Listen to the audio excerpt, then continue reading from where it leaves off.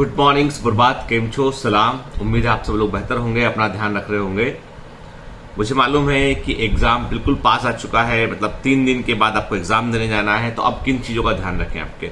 देखो बेटा, नंबर 1 ये है कि जो पढ़ना था बहुत सारा हम पढ़ चुके हैं ऑलरेडी। अब लास्ट मिनट पर बहुत ज्यादा अपने आप को जो है वो स्ट्रेस में डालना, बहुत ज्यादा कि हम पूरा कुछ आज पलट लेंगे, आज हम पूरा फिजिक्स कर डालेंगे, आज पूरा केमिस्ट्री कर डालेंगे, तो ये थोड़ा सा क्या होता है, ये पैनिक ज्यादा क्रिएट करता है, हेल्प कम करता है। ठीक है, इस समय आपको जो है, आपको सबको देखो, इतने सारे एमसीक्यू लगाए होते हैं, हम इतना साल भर पढ़े होते हैं, तो हमको इस बात का अंदाजा हो गया होता है कि एग्जामिनर किन पॉइंट पर ज्यादा क्वेश्चन करता है। ठीक है ना, ठीक है, वो बार बार आपके first revision, second revision, third revision है ना, हर बार आपको वो बताई गई है वो चीज है। ठीक है, तो आपको सबसे अच्छा देखो, सबसे कम टाइम कहां लगता है, सबसे कम टाइम लगता है जब आप अपने नोट्स को रिवाइज करते हैं। ठीक है, नंबर 1 उसमें।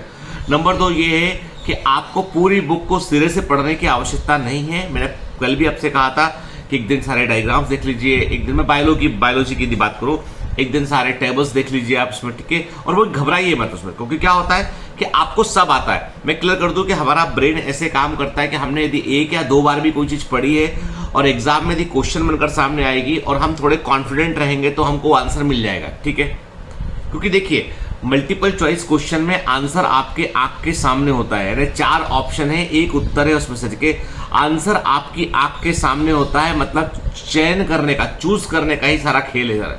और ब्रेन आपका जो है ना, जैसे आप क्वेश्चन पढ़ते हो तो फर्स्ट आपको पहला एक रिफ्लेक्शन ब्रेन देता है कि ये आंसर है उसका। आप कभी गौर करना, जब भी कभी हम कोई एमसीक्यू लगाते हैं ना, तो 4 ऑप्शन में से हमने कहा कि सी इसका आंसर होगा, लेकिन फिर दिमाग लगाते हैं और बी कर देते हैं, मालूम चलता है कि सी ही आंसर था, बी गलत हो गया।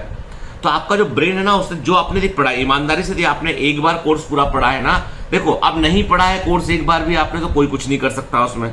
ठीक है, उसमें कोई वो मत समझिएगा इस बात को। ठीक है, कि कोई जादू हो जाएगा लास्ट मिनट पे। यदि आपने एक बार पूरा कोर्स पढ़ा है तो आप चिंता मत कीजिए, आपके ब्रेन में वो इंफॉर्मेशन कहीं ना कहीं केमिकल पैकेट बनकर बैठी हुई है। ठीक है, क्वेश्चन सामने आएगा, आप लगा लेंगे उसको। ठीक है, इसलिए घबरा कर आजकल में हजारों एमसीक्यू लगाना वो भी मत कीजिए। ठीक है, फिर यदि चाहे बायोमेंटस का ही टेस्ट क्यों ना हो, यदि टेस्ट देने पर आपको डिप्रेशन हो रहा है तो टेस्ट को मत दीजिए अभी। क्योंकि फाइनली 2 दिन बाद एग्जाम होने ही वाला है, 3 दिन बाद के। अरे हमको अभी कोई भी ऐसा काम करे जिससे हम डिप्रेस हो आने वाले 3 दिन के लिए, वो हमको नहीं करना है। ठीक है, मैं तब भी कहता हूं यदि आपकी तैयारी पूरी है तो टेस्ट को जरूर अटेम्प्ट कीजिए, क्योंकि इंपॉर्टेंट क्वेश्चन आपको मिलेंगे वहां से। ठीक है, आज का टेस्ट जो बायोमेंटस में होने वाला है, उस टेस्ट को यदि आप नहीं भी देते हैं, मान लो 1 मिनट के लिए, मान लो कि आपने कहा नहीं देंगे सर, हम पढ़ेंगे, रिवाइज करेंगे, तो बेटा उसको डाउनलोड करना, एक बार क्वेश्चन जरूर देख लेना उसके आप। ठीक है ना, ये मैं आपको सजेस्ट करूंगा। दूसरा ये है कि इस समय आपको, मैंने फिर कहा आपसे कि ये लास्ट समय है मशीन के समान व्यवहार करने का। बिहेव लाइक ए मशीन, एक मशीन के समान व्यवहार कीजिए। आपके पास टास्क है और आप इसी दिन का इंतजार तो करो साल भर से कि एग्जाम कब होगा, एग्जाम कब होगा, एग्जाम कब होगा, एग्जाम निकालेंगे तो मेडिकल में पहुंचेंगे। जब एग्जाम आपके पास आ गया है तो ये मैं उनकी बात नहीं कर रहा जो कम पढ़ने वाले बच्चे हैं, जिन्होंने कम पढ़ाई किया है, मैं उनकी बात भी कर रहा हूं जो बहुत पढ़ाई की है, टेस्ट में टॉप भी करते हैं, वो भी घबराए हुए हैं। तो घबराहट, मैंने कहा ना, एक होती है नॉर्मल घबराहट कि भैया क्या होगा, कैसा रहेगा, हमने मेहनत किया है, उसका परिणाम मिलेगा नहीं मिलेगा।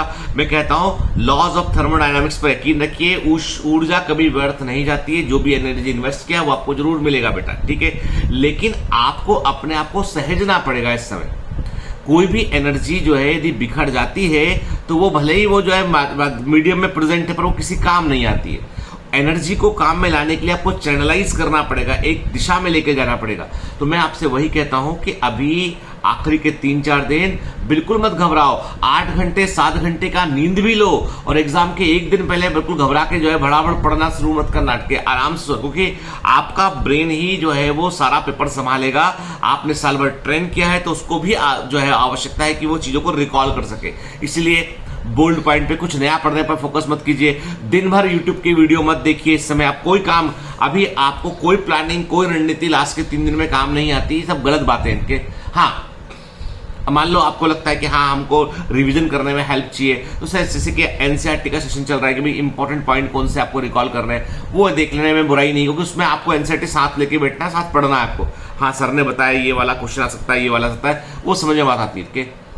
जैसे जावेद सर का फिजिक्स का सेशन चल रहा है, आपको लगता है यूजफुल है तो ही देखिएगा। चिन्मय सर का केमिस्ट्री का चल रहा है, लास्ट शायद आज उनका ऑर्गेनिक का, 12th ऑर्गेनिक का, तो वो सेशन देखिए जिनसे आपको कुछ फायदा मिलता है। बल्कि मैं कहता हूं कि जब हम वीडियो देखते हैं तो ब्रेन थोड़ा ज्यादा इन्वॉल्व होता है उन चीजों में, ठीक है।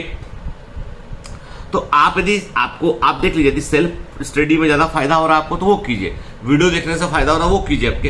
पर लास्ट मिनट पे बहुत सारे वीडियो दिन भर मत देखिए, क्योंकि वो आपको at the end of the day आपको ये फील कराएगा कि आपने सिर्फ वीडियो देखे, पढ़ाई नहीं किया, आपने डिप्रेशन क्रिएट करेगा।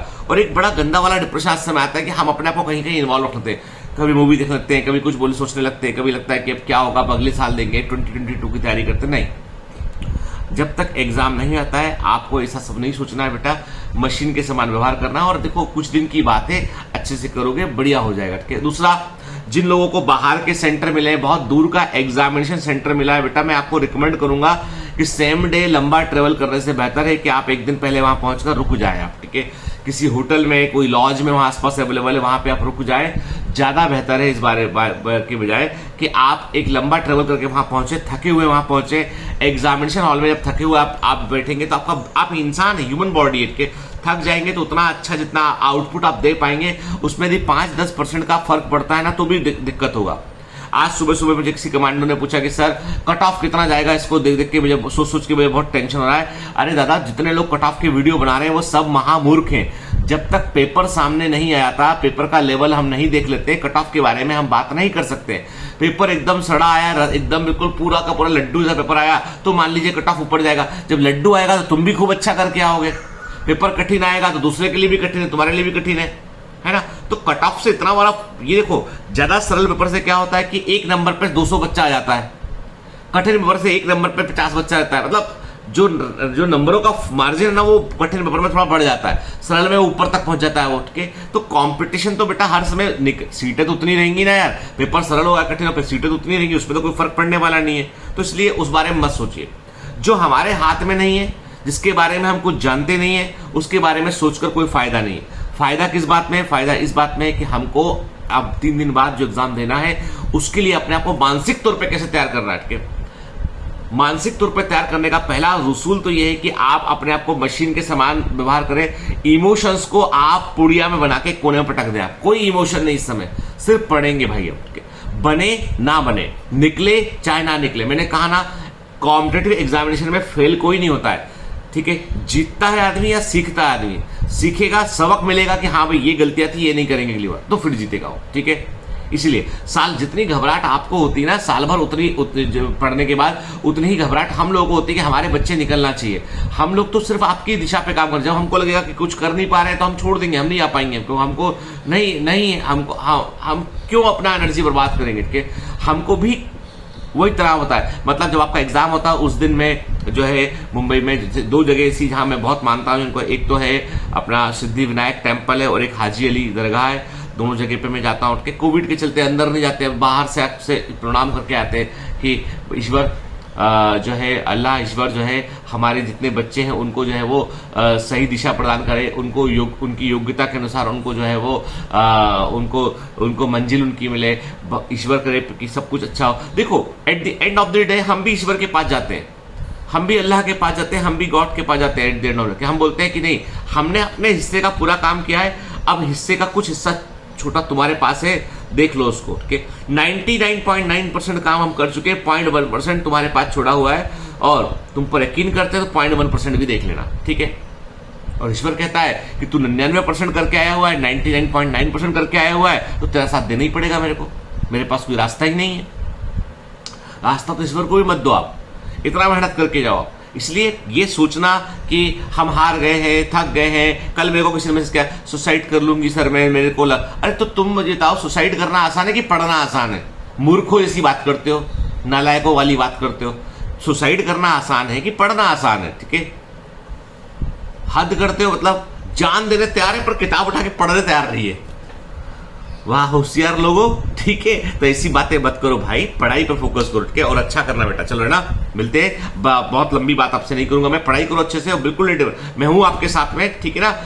कल हम लाइव बात करते हैं, चलो ठीक है ना, बाय बाय।